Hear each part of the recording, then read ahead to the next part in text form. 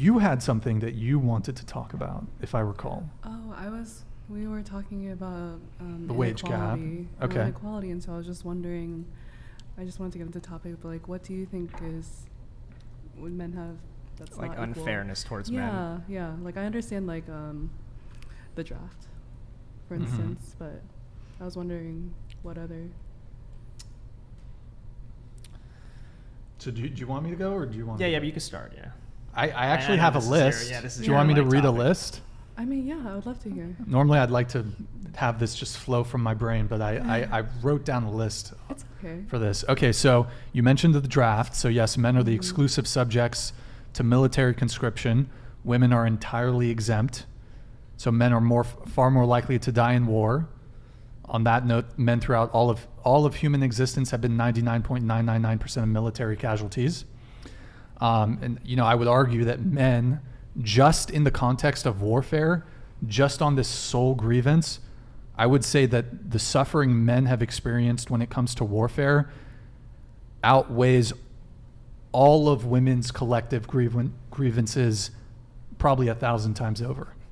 You might not like to hear that, but like, I'd encourage all of you to watch All Quiet on the Western Front. It's available streaming on Netflix. War is brutal in ways you cannot imagine. That film cannot even begin to capture the degree to which men have exclusively suffered throughout all of human history.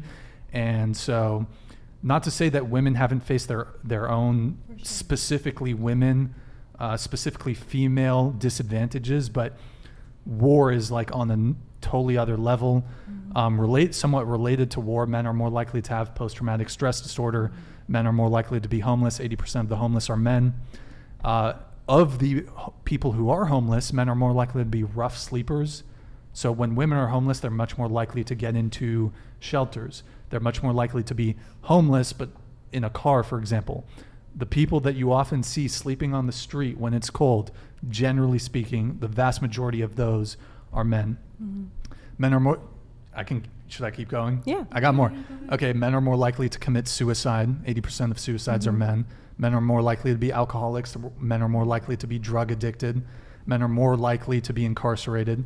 Men are more likely to have harsher conditions when incarcerated. Men are more likely to be in solitary confinement. Men are more likely to receive the death penalty. Men are more likely to be prosecuted than women for the same crime. Men are more likely to receive harsher punishment than women for the same crime. Men are more likely to be the victim of a violent crime. Men are more likely to be murdered. Men are more likely to be the victim of police misconduct, police brutality, and police killing. Men are more likely to be falsely accused of a crime. Men are more likely to be victim to a miscarriage of justice. Men are more likely to be wrongfully convicted of a crime. Men are more likely to be wrongfully executed. Men are more likely to work a shitty job. Men are more likely to work a dangerous job. Men are more likely to get injured at work. Men are more likely to die at work, 93%. Men are less likely to do well in school. Men are less likely to graduate from high school. Men are less likely to go to college. Men are less likely to receive scholarships. Men are less likely to graduate from college. Men are more likely to drop out of high school. Men are more likely to drop out of college.